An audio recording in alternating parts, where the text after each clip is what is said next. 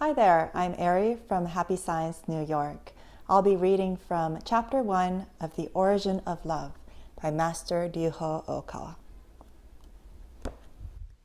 But first, the chapter in a nutshell.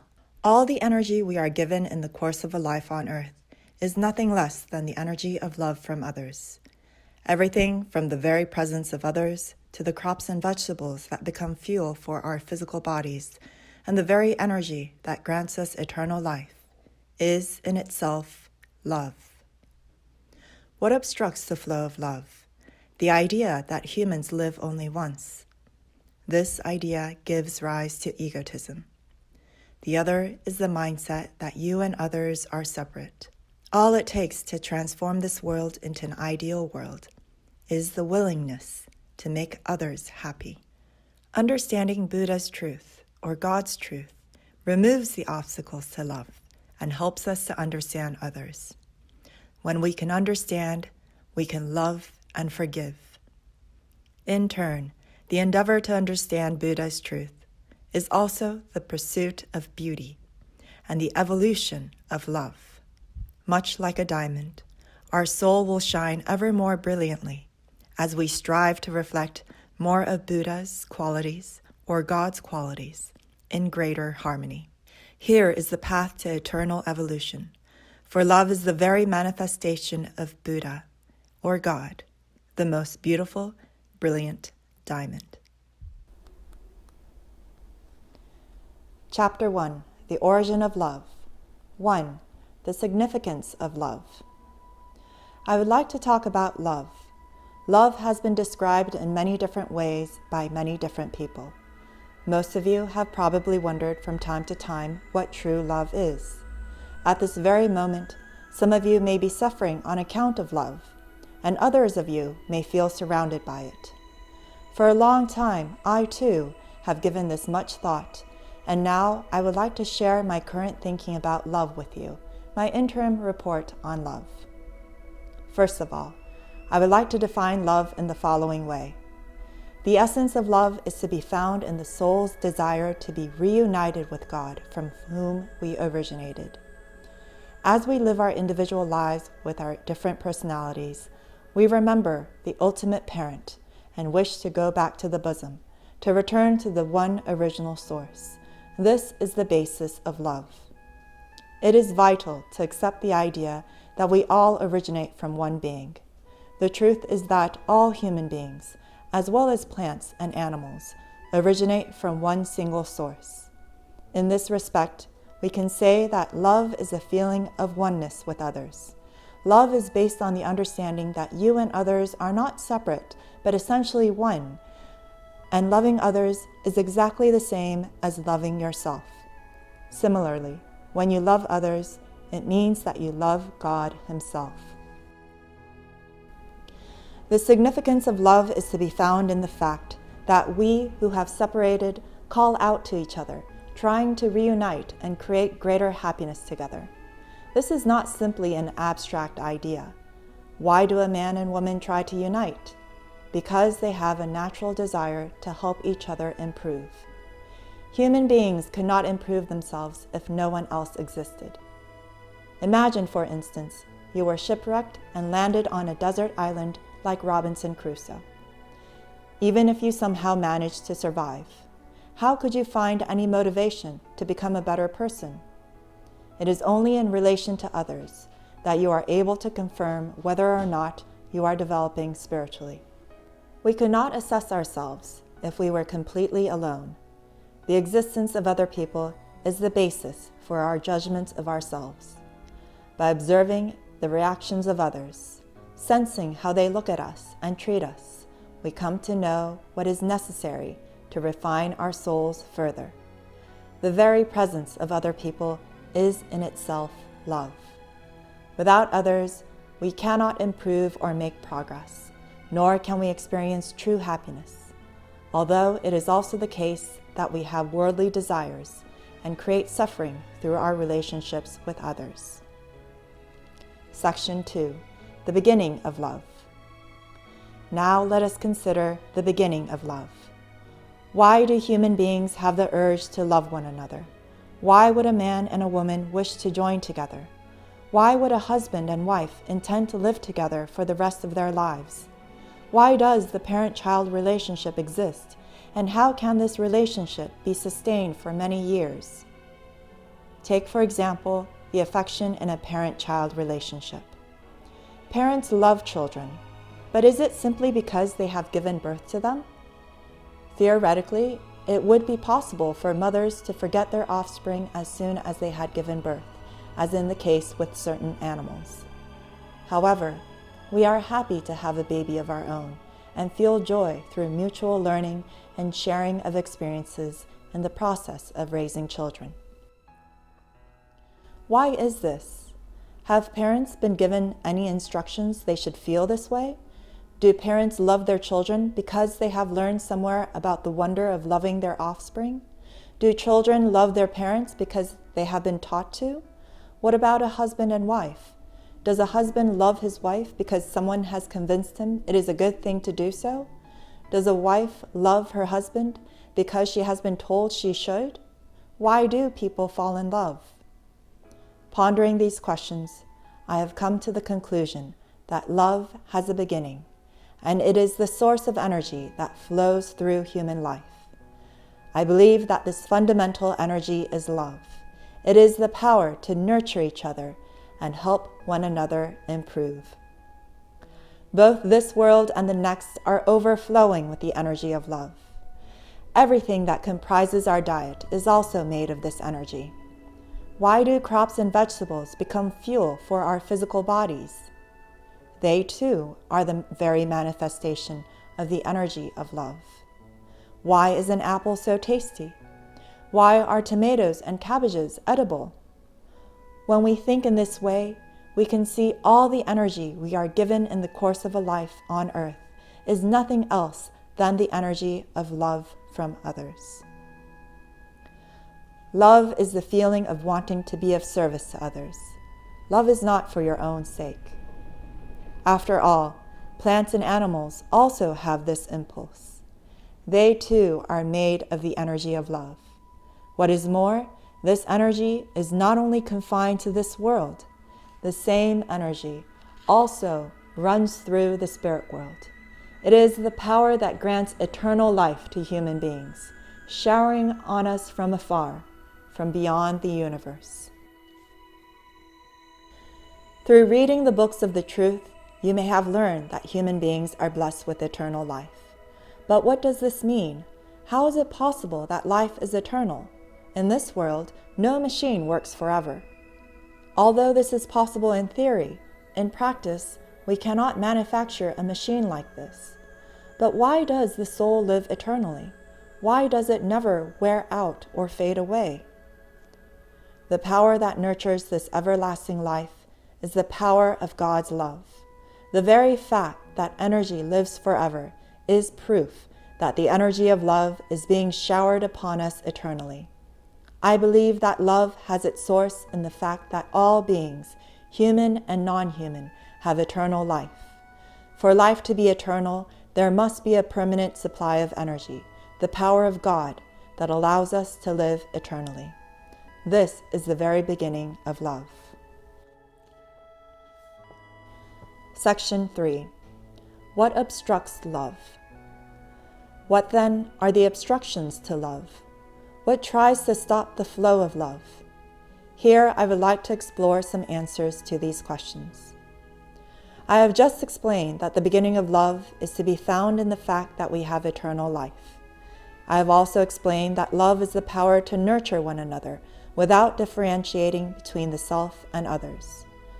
Following on from this, I can say that an obstacle to love is anything that goes against these two ideas.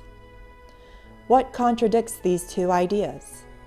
First is a mindset which denies that human beings have eternal life. This denial obstructs the flow of love because the idea that human beings live only one life gives rise to egotism. The belief that we will end up as dust and ashes after some decades of earthly life causes us to become self-centered, asserting our egos. This self-centered view distinguishes the self from others and as a result, brings pain and sorrow. People try to control others and rule over them as if they were the masters of slaves to satisfy their own desires. Why do people speak ill of others? Probably because they feel unable to control others, unable to make them think and behave as they would like.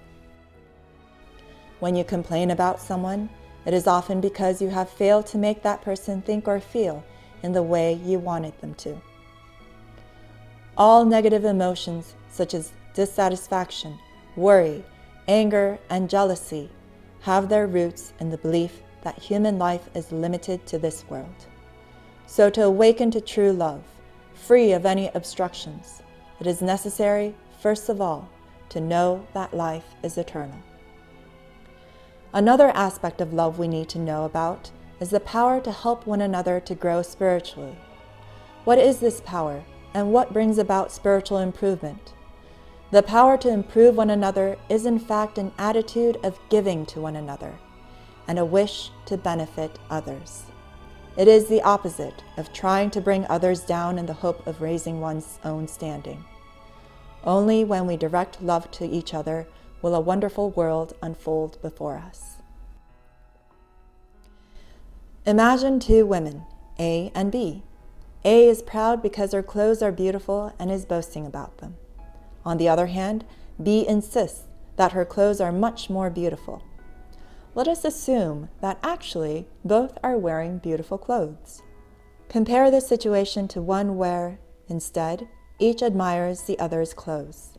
The world that would emerge would be completely different. No matter how much you admire your own clothes, you will not be able to feel true delight like the luster of a pearl. Your joy will soon fade. On the other hand, when you honestly admire another's clothes, you will experience real pleasure, and so will the other person. If the other person admires your clothes in turn, not only will you feel pleasure, the other person will as well. This is the art of loving, a technique for happiness, and it is important to make good use of this method. As this example shows, the second obstruction to love is a mindset that separates the self from others, trapping the self in a whirlpool of loneliness. To be free of this obstruction, it is important always to have a willingness to make others happy. If you have this wish, you too will be given joy and happiness by many. In the end, jealousy, fear, suspicion, abuse, complaints, pain, and sorrow all come to the fore because we lock ourselves in a cage of sorrow, a lonely world where people never give to each other. So we should ask ourselves every day, what can I give others today? What can I say, or how can I offer a smile? How will I express compassion when I meet others? If society was filled with people with this attitude, this would be enough to transform this earth into an ideal world. Creating an ideal society is not so difficult.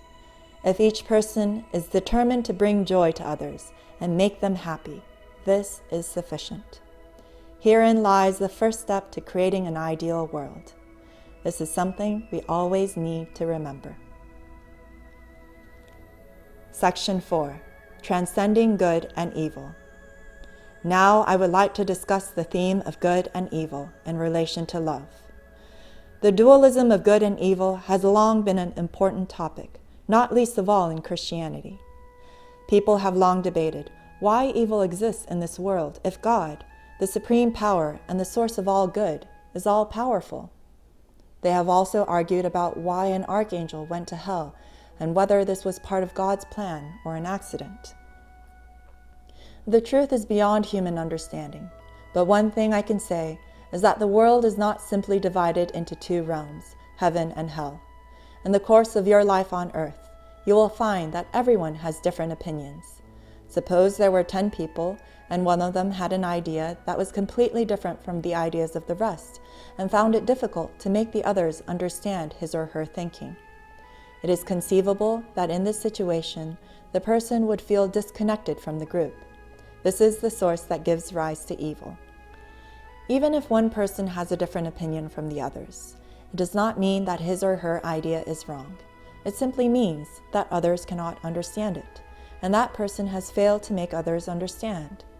From this, we can say that the origin of evil is closely connected to an inability to understand others or convince them of something.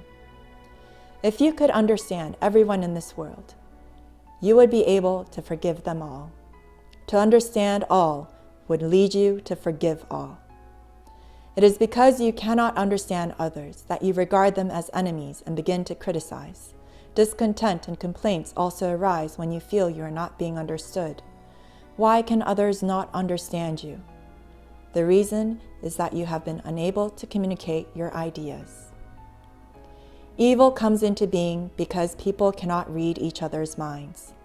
Before we are born in this world, the minds of others are as transparent as glass, so we can understand their thoughts. But once we live in this world, in a physical body, we can no longer read people's minds. People do not know exactly what others are thinking, and this gives rise to many problems. If everyone's thoughts were transparent, basically, evil would not arise. However, because people cannot read the minds of others, they are unable to understand someone else's thinking or explain their own ideas successfully, so negative feelings come into being. On earth, we each live in a physical body, which is a vehicle for the soul's development, but this also becomes an obstacle to mutual understanding. What then can we do to overcome this problem? When we cannot understand another person, what should we do? One way to solve this is to align ourselves with the mind of a third person, one who reflects the will of God. If this person is able to teach God's words, it is important that each individual attunes his or her mind and spiritual vibration to that teaching. By doing so, we will be able to build a common basis for mutual understanding and share our views of life with one another.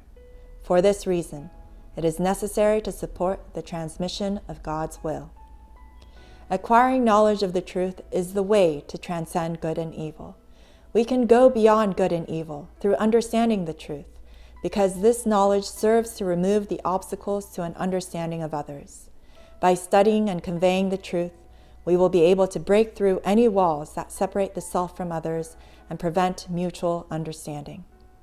Knowledge of the truth is the power that enables us to transcend good and evil. We should be aware of how great a power this is. Section 5. The origin of love. I have talked about love from several different angles. Lastly, I would like to discuss the origin of love. The basis of love is humility. Love does not have any arrogance or self-centered attitudes. For instance, because I am better than anyone else, it is I who will lead people. Love embodies selflessness and the wish to be of service without expecting anything in return.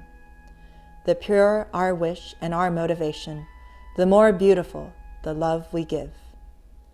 Love evolves in the process of pursuing beauty. Love reflects how beautifully your soul is giving out light. The beautiful light of the soul is the origin of love. Be careful not to mistake the starting point. We need to think about what is necessary so that our souls give out the most beautiful light. Why does a diamond shine so beautifully? Because each of its facets is well balanced. If the form of a diamond is irregular, like a pomegranate that has cracked open, this will create shadows across light, and it is no longer considered beautiful. A diamond is beautiful as a result of the balance of its shape. Similarly, it is important that our souls emit a well-balanced light. In other words, we need to develop and manifest every aspect of God's character. God is love, knowledge, courage, light, wisdom, justice, and also compassion. Each of these qualities that God embodies shines brilliantly, like the facet of a diamond. Eternal evolution and the attempt to acquire all these qualities is the path that will bring about the soul's development. Love begins from the endeavor to create a beautiful brilliance of soul. To create this brilliance, we need to acquire as many of God's qualities as possible. find these qualities within ourselves and refine them so that they shine forth. It is also important that each of these qualities has the beauty of harmony and balance.